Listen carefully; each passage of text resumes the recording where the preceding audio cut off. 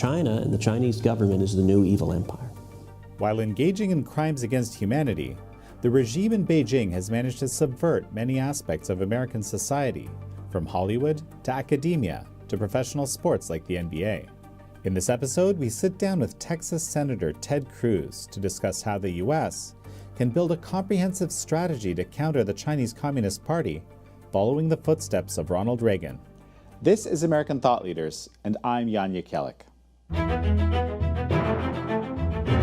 Senator Ted Cruz, such a pleasure to have you on American Thought Leaders. Well, thank you, Jan. Great to be with you.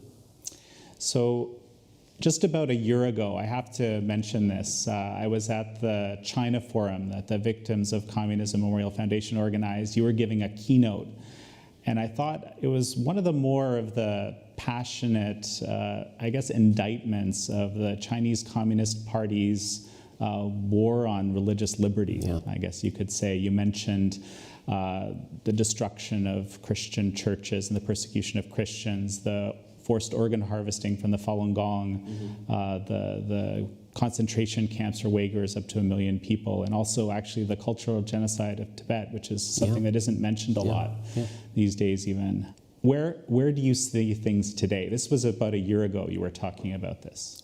They've only gotten worse, although I do think the world has opened its eyes more.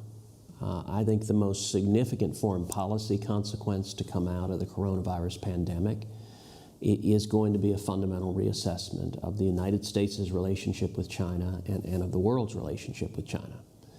In the past few months, I've been sanctioned not once but twice by China. They personally sanctioned me the first time for speaking out on behalf of the Uyghurs, who they have, as you rightly noted, been persecuting, been locking in concentration camps, been torturing and murdering, and upwards of 1 million Uyghurs are in concentration camps right now. The second time, China sanctioned me for speaking up on behalf of Hong Kong, and I think Hong Kong, the eyes of the world were on Hong Kong when you had 2 million protesters on the streets of Hong Kong, and I think Hong Kong is the new Berlin. It is the new forefront between tyranny and liberty. And I have long believed that China is the most significant geopolitical threat facing the United States for the next century. That combating China's hostility, aggression, theft of intellectual property, espionage, propaganda is a whole of government endeavor, and it's striking. A year ago, there were a lot of people in Washington who were China apologists, a whole lot of Democrats and even some Republicans, that they looked at China and they just saw a buck to be made. They saw the massive Chinese market, and sadly we see that with U.S. companies, we see that with Hollywood, we see that with sports leagues, where the Chinese market, they want so much that they're willing to do business with torturers and murderers. They're willing to turn a blind eye. They're willing to give the Chinese Communist Party the censor's pen. And I am grateful that people in Washington and across the world are starting to see the threat that the Chinese government poses. In that same speech, you referenced Ronald Reagan's famous line, tear down that wall. What would you say about Hong Kong today, then? Very much the same thing, which is let the people go. And the analogy to the Berlin Wall, I believe we need the same sort of comprehensive approach to China that Reagan led with regard to the Soviet Union. China and the Chinese government is the new evil empire. And that is a combination of all sorts of tools. Now listen, nobody in their right mind wants to see a shooting war between the United States and China. You've got two massive militaries, and you would see an enormous number of casualties if we actually got into a shooting war. It's worth pointing out, for the entirety of the Cold War, we didn't get in a shooting war with the Soviet Union.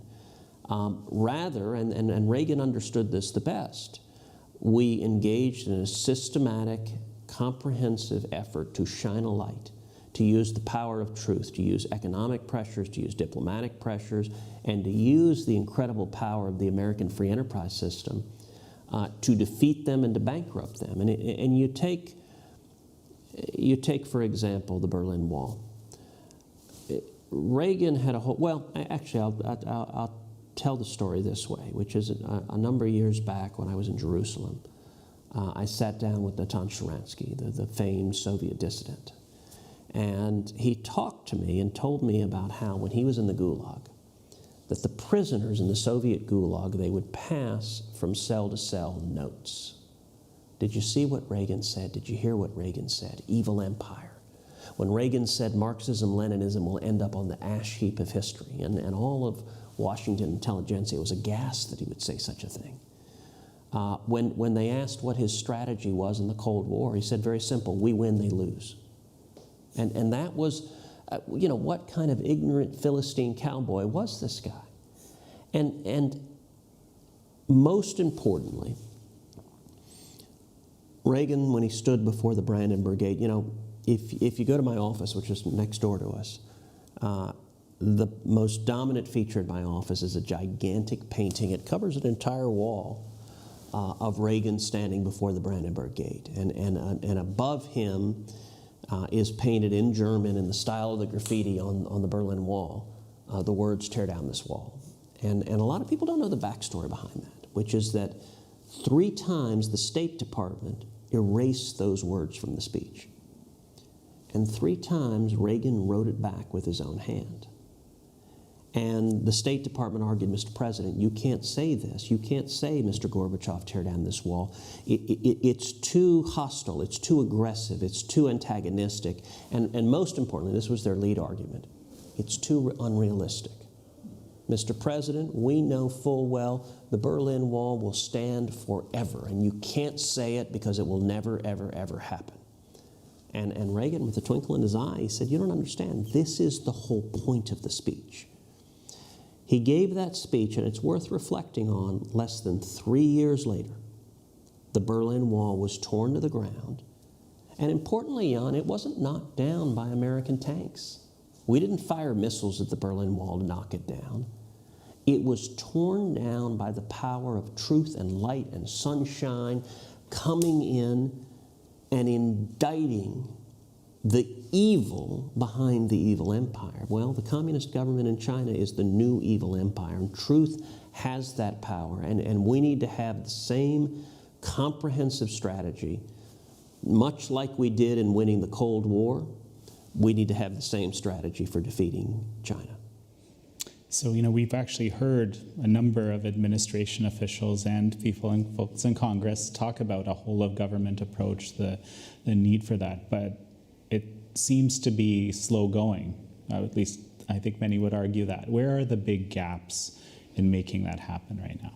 So this is going to be an endeavor that isn't over in weeks or months or even years. I mean, this is going to be for decades and as I said, I think for the next century. China's objectives are world domination. They intend to dominate the globe. They intend to utterly defeat the United States.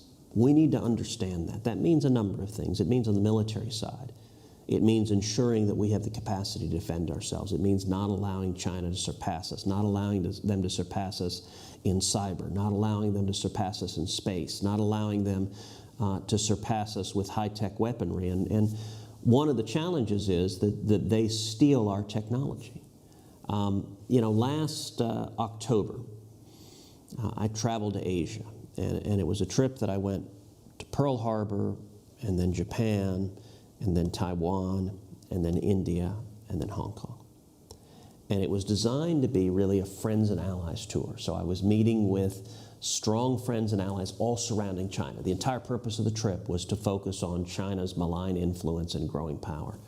Pearl Harbor, when I met with the Pacific Command and our leadership there, we were talking about, all right, what's our capacity to withstand a military assault from China, to withstand what happens if amphibious assault vehicles land on the shores of Taiwan, which is an ongoing threat. Taiwan and Hong Kong. So the Chinese were furious that I went to Taiwan. I was the first senator in 34 years to be in Taiwan on their national day. And so I met with President Tsai and was there at the parade for their national day. Why does Taiwan matter? Why does Hong Kong matter? Because they're a beacon of freedom to the world.